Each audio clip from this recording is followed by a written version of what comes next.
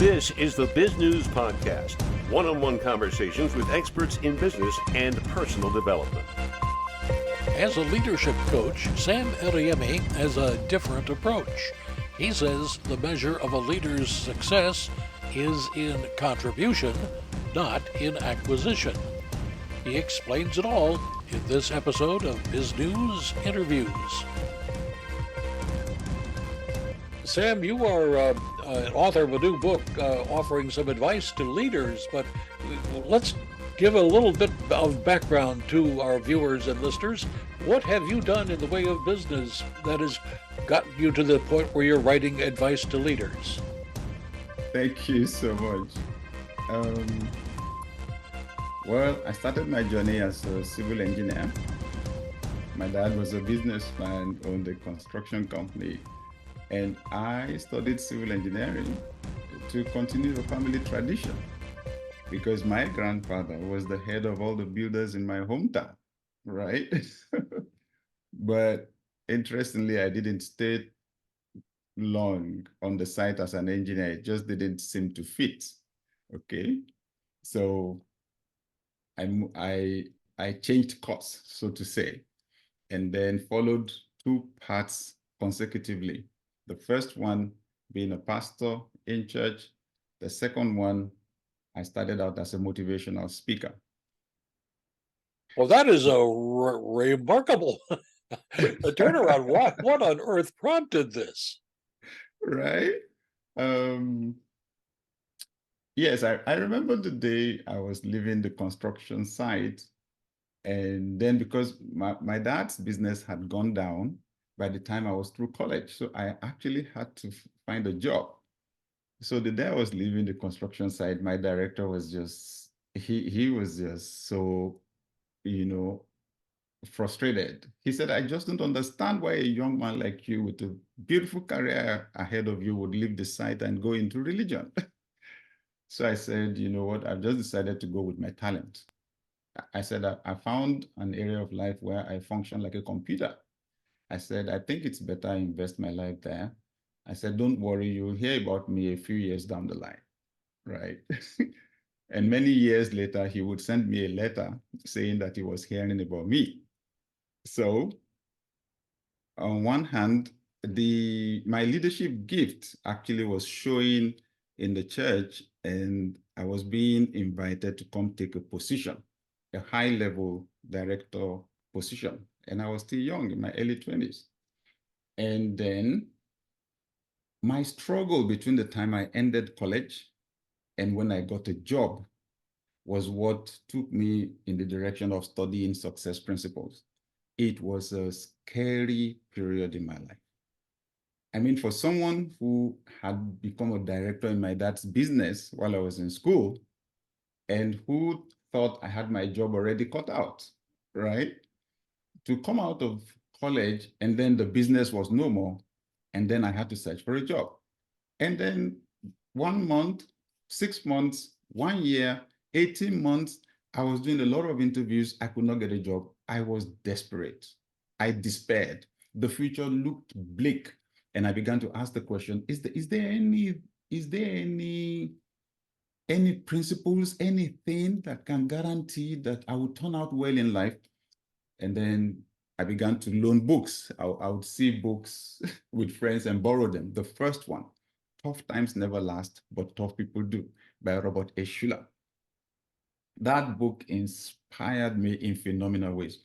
And there was something I read in the book that was a mind shifter for me. Attitudes are more important than facts. It was like, what? It was a brain twister. What are you telling me? What?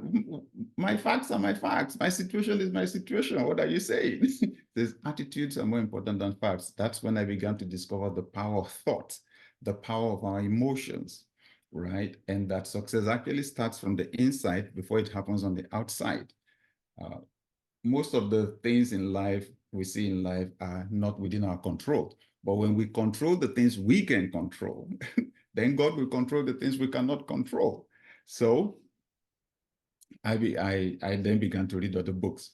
What then happened was that while I did the pastor work on one side, I went on radio a few years down the line and began to teach people those basic principles I was discovering from the books. I did it afraid, right? Because I was asking myself, what authority do you have to teach people how to succeed? Are you successful yet? Right? But this was Africa. This was back in Nigeria. And I underestimated how much people needed to know how to live their lives to succeed. Poverty is more or less the culture, you know.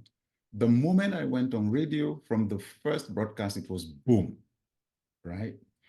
And it was just 15 minutes once a week, but I got millions of followers. Eventually, I would spread to so many stations within Nigeria, around Africa, and so on. But this is where I'm going.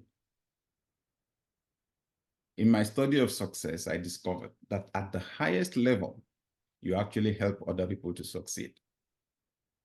That is what leaders do. They empower others to succeed. How did you do that in your own life?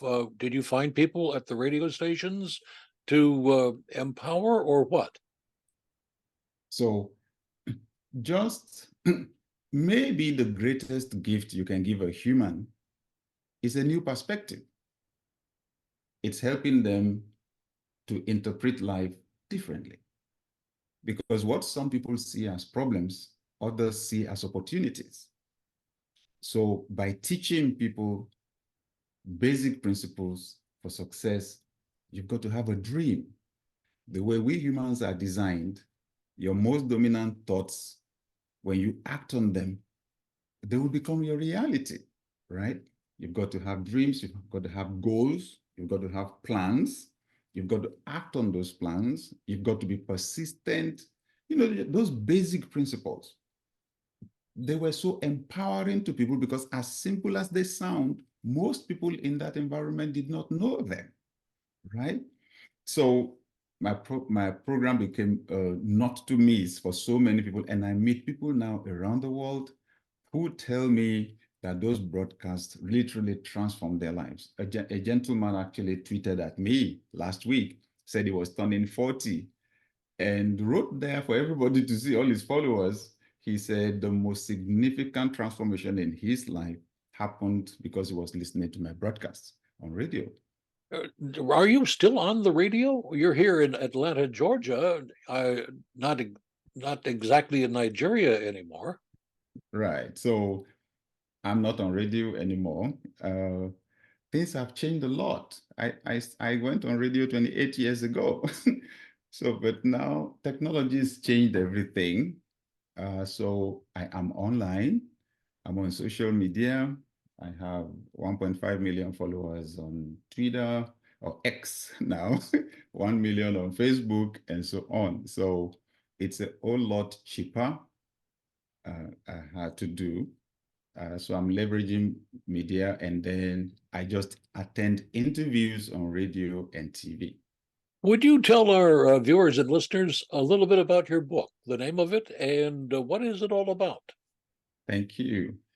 So my book is titled Dear Leader, Your Flagship Guide to Successful Leadership. There's so much change going on in our world right now. And at a basic level, many people actually are not taught how to lead. I do consulting now because I decided to study more on leadership. I have my Doctor of Strategic Leadership degree from Regent University in Virginia. And I found out that when people do their job well in any career, they rise to the top. Business owners tell me that their most effective people have poor people skills. So they can make the money, they can achieve the goals, but when it comes to people, managing people, they don't have the people skills. So leadership is a set of skills, and those skills can be learned. I discovered that because I am introverted. So when I was a teenager, and if I was in a group and you asked someone to volunteer to lead the group, I would be the last person to volunteer myself. I thought the people who were extroverted and friendly and sociable, those were the born leaders. The rest of us were born to follow. But everything changed as I began to study on leadership. And I realized everyone actually has the potential to lead, because leadership is not just occupying positions, it's influencing people to achieve goals. So what I did in my book, therefore, is to supply the tools that leaders can use, right, to influence people. No more assumptions, no more assumptions about leadership. Now we can actually learn how to lead. And because of the rapid changes going on in our world now, we actually need those tools more than ever. Would you give our listeners and viewers an idea where they can get hold of you? Do you happen to have a website, perhaps? Thank you. I have a website by my name, samadeyemi.com, SAMADEYEMI.com. And then get to learn about all that I do, my consulting, coaching, and all that. And my book is available on Amazon, Dear Leader, your flagship guide to successful leadership.